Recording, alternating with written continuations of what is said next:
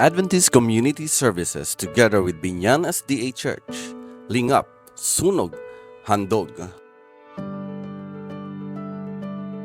Isang emergency relief program ang ating isinagawa sa Barangay Santo Tomas, City of Binyan, Laguna.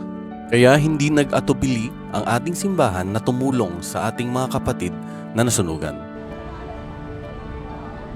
Mahirap ang kalagayan ng ating mga kapatid dahil sila ay naikisilong sa senior center at sa mga tent na nasa tabing kalsada nila nilatag. Sa pagkakaisa ng ating simbahan, kasama ang ACS, mga elders, diakono, diakonesa, ang ating paaralan at mga voluntaryong miyembro, isinagawa natin ng isang munting programa upang sila ay sandaling makapahinga mula sa bigat ng kanilang pinagdaraanan.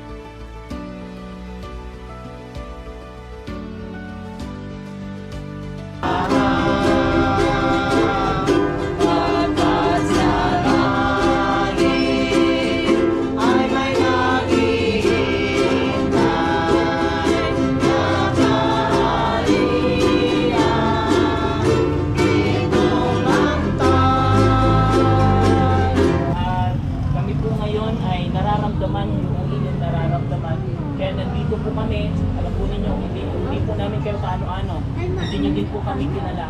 Ngunit gusto pong ipabatid sa inyo ng Panginoon kasi minsan nagtatanong kayo nasaan ang Diyos sa panahon na kami po ay nagkaroon ng ganitong problema. Ang Diyos po ay kasama po natin ngayon. Hindi po namin kayo kakilala, hindi nyo din po kami kakilala, pero kami po ay inutasan ng Diyos na dalhin itong mga bagay na ito na kaunting tulong sa inyo upang ipaalala sa inyo na ang Diyos ay totoo. Na kami po ay ginamit lamang. Kami po ay ginamit lamang na kasangkapan upang ipaalala, iparamdam sa atin na kailanman hindi nagkukulang ang Diyos at hindi kailanman tayo pinapabayaan ng Diyos. At panibagong bibigyan natin ng panibagong pag-asa na sa mga sakunang ganitong nangyari, may paraan at karapatan tayong magsimula ulit. At ang hamon sa atin ng Diyos, kailan natin ito papasimulan.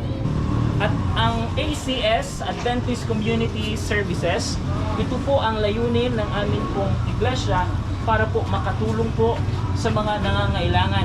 Sa pamamagitan nito, sa pamamagitan ng aming pong mga tagapanguna, ay maihatid po sa inyo ang tulong na galing sa Panginoon. Maliit man ito, pero kami ay nananalangin na ito ay dudugtungan, dadagdagan pa ng Panginoon. Hindi man sa aming manggagaling, kundi galing kanino, ngunit yung lahat ay galing sa ating Panginoon. Pagpalain po tayo sa hapon.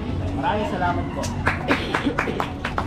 Matapos ng mensahe ay agad nang binuo ang mga relief goods upang ito ay maibahagi sa ating mga kapatid. Naglalaman ito ng tabo, timba, palanggana, tupigan, bigas at mga payak na pangangailangan.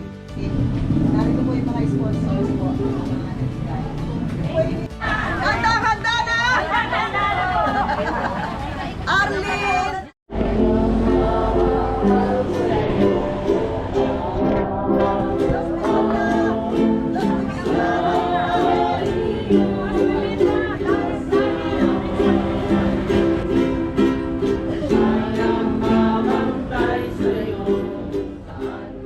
Sa likod ng bawat ngiti at saya, naroon ang diwa ng tunay na paglilingkod, isang paglilingkod na walang pinipiling tao o pagkakataon.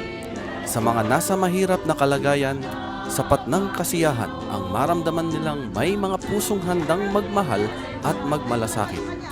Ang programang ito ay paalala na sa simpleng pagtutulungan, maibabahagi natin ang liwanag at pag-asa sa ating kapwa.